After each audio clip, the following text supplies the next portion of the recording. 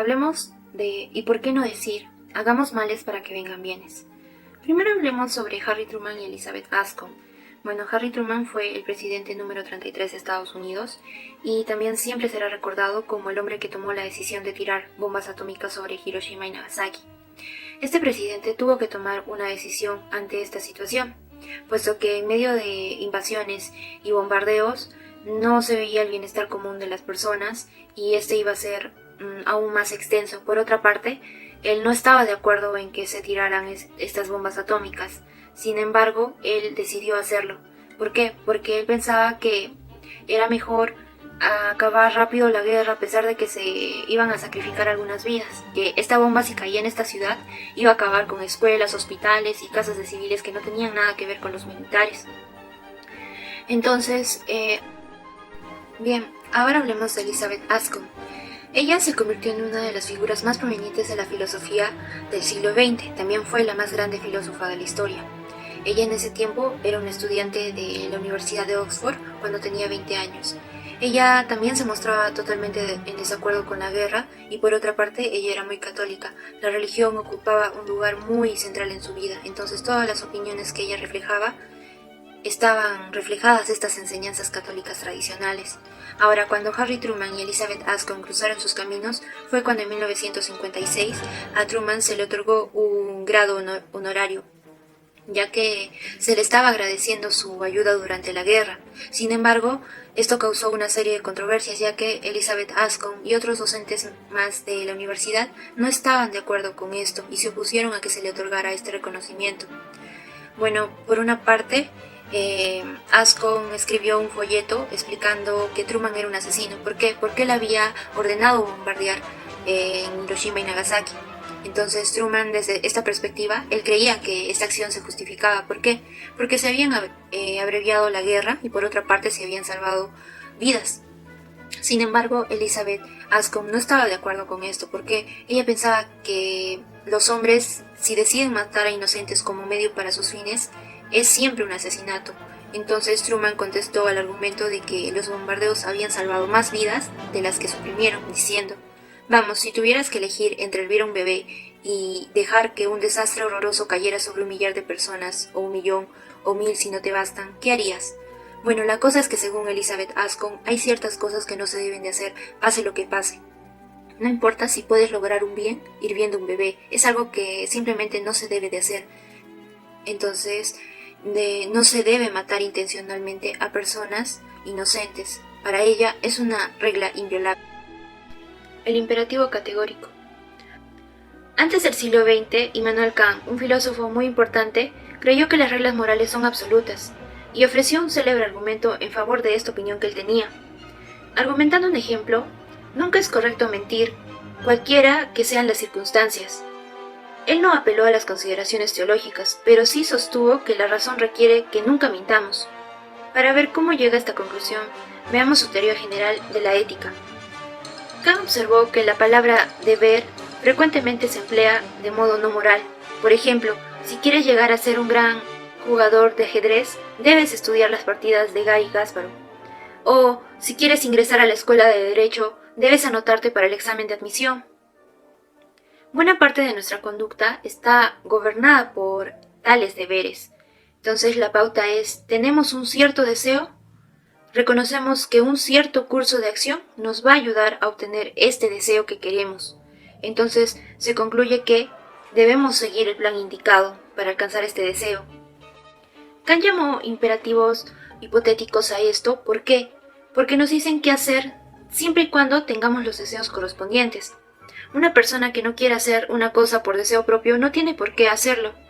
Como la fuerza vinculante del deber depende de que tengamos este deseo, también podemos librarnos de su fuerza simplemente renunciando a este deseo. En contraste, las obligaciones morales no dependen de que tengamos deseos particulares. La forma de una obligación moral no es si quieres tal o cual, entonces debes hacer esto y aquello. En cambio, los requisitos morales son categóricos. Tienen la forma de debes hacer esto y aquello y punto. La regla moral no es ayudar a la gente si te importa la gente o si tienes algún propósito al ayudarla, sino que la regla es que debes ayudar a la gente sin importar lo que son tus deseos particulares. Ahora, los deberes hipotéticos son fáciles de entender, simplemente requieren que adoptemos los medios necesarios para alcanzar estos fines que perseguimos. Los deberes categóricos, por otro lado, son misteriosos. ¿Por qué? ¿Cómo podemos estar obligados a comportarnos de cierta manera sin importar los fines que queremos alcanzar? Buena parte de la filosofía moral de Kant es un intento de explicar cómo esto es en realidad posible. Kant sostiene que, así como los deberes hipotéticos son posibles porque tenemos deseos, los deberes categóricos son posibles porque tenemos razón. Los deberes categóricos obligan a los agentes racionales simplemente porque son racionales. ¿Cómo es esto posible? Bueno, Kant dice que sí. ¿Por qué? Porque los deberes categóricos derivan de un principio que debe aceptar toda persona racional. A esto él le llama el principio imperativo categórico. El imperativo categórico significa un mandato moral interno, que es incondicional y también este aspira hacia la conducta moral. Según las exigencias de este imperativo categórico, el hombre debe proceder de una manera que la norma de su conducta, es decir, el principio supremo de su impulso interno que éste tenga, pueda ser considerada como una ley universal. Un ejemplo que nos muestra Kant tiene que ver en este caso con la caridad. Supongamos que nos dice que alguien se niega a ayudar a otro porque dice que éste no tiene necesidad, o también que no le importa, o que piensa que cada cual sea feliz como quiera, entonces no quiere contribuir al bienestar de la necesidad que éste tenga. Esta, de nuevo, es una regla que no se puede querer que sea una ley universal, puesto que en un momento dado en el futuro, el hombre que está diciendo estas palabras puede que no quisiera que otros sean igual de indiferentes con él. Reglas absolutas y el deber de no mentir. Ser un agente moral, entonces, quiere decir guiar la propia conducta por leyes universales. Reglas morales que se aplican sin excepción en todas las circunstancias. Kant creyó que la regla contra la mentira era una de tales reglas. Desde luego, esta no es la única regla absoluta que Kant defendió. Él pensaba que había muchas otras, ya que la moral está llena de ellas.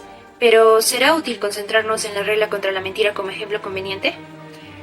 Bueno, Kant dedicó un espacio considerable al análisis de esta regla, y es claro que tenía opiniones especialmente fuertes sobre ella. En cuanto al argumento, la línea de pensamiento de Kant, supongamos que fuera necesario mentir para salvar la vida de alguien, Kant haría que razonáramos de la siguiente manera. A. Debemos hacer solo aquellos actos que se conformen a reglas que pudiéramos querer que fueran adoptadas universalmente. Si fuéramos a mentir, estaríamos siguiendo la regla es permisible mentir. Esta regla no podría adoptarse universalmente porque sería contraproducente, la gente dejaría creer en otros y entonces no serviría de nada mentir. Y D, por lo tanto, no debemos mentir. Bueno, entonces para Kant decir la verdad es un deber moral fundamental, al margen de las consecuencias de nuestras acciones. Se trata de un deber incondicionado derivado del imperativo categórico. Obra de tal manera que lo que hagas puedas pensarlo como deseable bajo la forma ley universal. 2. Imperativo categórico. Para Kant, el acto moral es el que se realiza como un deber, como un fin en sí mismo, en el que se actúa en base a la razón, no al amor o a uno mismo o al interés. Es el acto o posición que se lleva a cabo por el hecho de ser considerada necesario, sin que existan más motivos para ser llevada a cabo. Por ejemplo, generalmente podemos decir, debo decir la verdad, el ser humano debe ser solidario, debo ayudar al otro cuando lo esté pasando mal, o hay que respetar a los demás. La mayoría de las personas no roba o hace daño a otros, es decir, no se trata solo de que hagamos algo. El imperativo categórico es un constructo eminentemente racional. Respecto al argumento, un crítico lo desafió con el siguiente ejemplo, el caso del asesino interrogante. Imaginemos que alguien está huyendo de un asesino y te dice que está yendo a tu casa a esconderse. Entonces viene el asesino haciéndose el inocente y pregunta a dónde fue aquel hombre. Tú sabes que si dices la verdad, el asesino encontrará al hombre y lo matará. Es más, supongamos que el asesino ya está dirigiéndose a la dirección correcta y tú sabes que si simplemente guardas silencio, encontrará al hombre y lo matará. ¿Qué debes hacer? Bueno, desde nuestra postura casi todos consideramos obvio que debemos mentir. Al fin y al cabo podríamos decir, ¿qué es más importante? ¿Decir la verdad o salvar la vida de alguien? Muchas veces nos vemos tentados a hacer estas excepciones a la regla contra la mentira. Sin embargo, nunca podemos estar seguros de cuáles serían las consecuencias de nuestras acciones. Desde la postura de Kant, él respondió sinceramente que sí a la pregunta del asesino. ya que consideraba la posible idea de que éste se haya marchado de manera inadvertida, de modo que el asesino no dé con él y por lo tanto no tenga lugar el crimen. Pero si has mentido y dicho que no está en tu casa y que se ha marchado, puede darse el caso en el que el asesino lo sorprenda en la fuga y llegue a perpetuar su crimen y acusarte a ti con derecho como originador de la muerte de la víctima. Pues si tú hubieras dicho la verdad tal como era, se hubiera dado el caso en el que mientras el asesino buscaba a su enemigo en tu casa, este hubiera sido atrapado por los vecinos que acudieran a ayudarlo, u otras opciones hubieran permitido que el crimen sea impedido.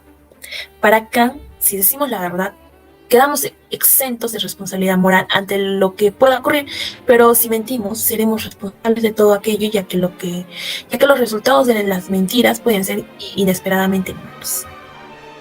Los conflictos entre reglas. El argumento principal contra las reglas morales absolutas tiene que ver con la posibilidad de casos en conflicto. ¿Qué hay del caso en el que una persona se enfrenta a la opción entre hacer A y hacer B cuando debe hacer algo y no hay ninguna otra alternativa? Esta clase de conflictos parece mostrar que es lógicamente insostenible mantener que las reglas morales son absolutas. Por ejemplo, durante la Segunda Guerra Mundial, unos pescadores holandeses sacaban en sus barcos clandestinamente a refugiados judíos hacia Inglaterra, y en los barcos de pesca que llevaban refugiados a veces eran detenidos por patrulleros nazis. El capitán nazi llamaba al capitán holandés y le preguntaba a dónde se dirigía, quién iba a bordo, entre otros. Los pescadores mentían y se les permitía pasar. Es claro que los pescadores tenían solo una alternativa: mentir o permitir que sus pasajeros y ellos mismos fueran aprehendidos y asesinados. No había otra alternativa. No podían, por ejemplo, quedarse callados o huir de los nazis. Supongamos que ambas reglas, es incorrecto mentir y es incorrecto facilitar el asesinato de personas inocentes, se toman como absolutas. Los pescadores holandeses tendrían que hacer una de estas cosas. Por ende, un concepto moral que prohíbe ambas de modo absoluto es incoherente. ¿Hay alguna idea básica subyacente al imperativo categórico? Una persona que no aceptará este principio sería culpable no solo de ser inmoral, sino también irracional. Entonces, ¿en qué sentido aplica la idea básica? La idea básica está relacionada con la opinión de que un juicio moral debe estar respaldado por buenas razones.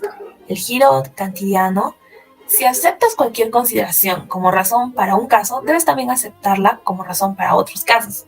No está bien decir que aceptas razones unas veces, pero no todo el tiempo, o que otras personas deben respetarlas, pero tú no.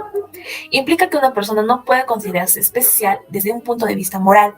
No puede pensar consistentemente que le está permitido actuar en formas que estén prohibidas a las demás, o que sus intereses son más importantes que los de los otros.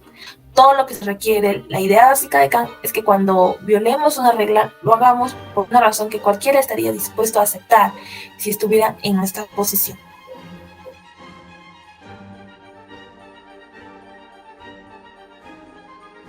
Bien, continuando, Kant ya respeta a las personas, la idea de la dignidad humana. ¿Qué entendemos por dignidad humana? Pues Kant nos menciona que el respeto hacia las personas es fundamental. Él las considera seres especiales que tienen un valor intrínseco, esto es dignidad, que los hace valiosos sobre cualquier precio, que a diferencia de los animales que sí pueden ser tratados de cualquier manera, ya que no tenemos ningún deber con ellos.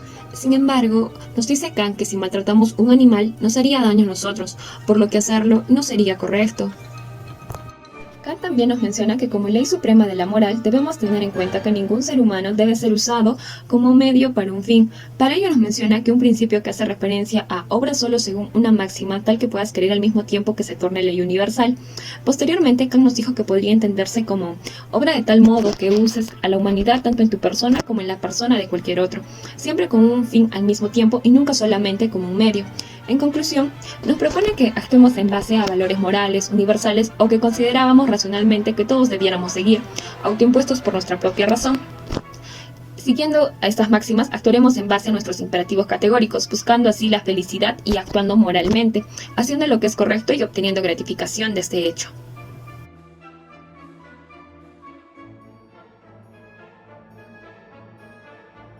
Retribución y utilidad en la teoría del castigo. El retribucionismo, en la perspectiva de Bentham, era una idea insatisfactoria, pues recomendaba que se inflige sufrimiento sin ninguna compensación en felicidad. Kant, que era retribucionista, estaba consciente de esta implicación y la aceptó abiertamente. En la Crítica de la Razón Práctica, 1788, escribió: si alguien que gusta de molestar y soliviantar a las gentes pacíficas tropieza finalmente con uno que le propina una buena paliza. Esto es desde luego un mal, pero todo el mundo lo aplaude y lo considera bueno en sí, aunque no resulte nada más de ello. Así pues, castigar a la gente puede incrementar la cantidad de miseria en el mundo, pero según Kant, eso está bien, puesto que el sufrimiento extra lo carga el delincuente, que después de todo se lo merece.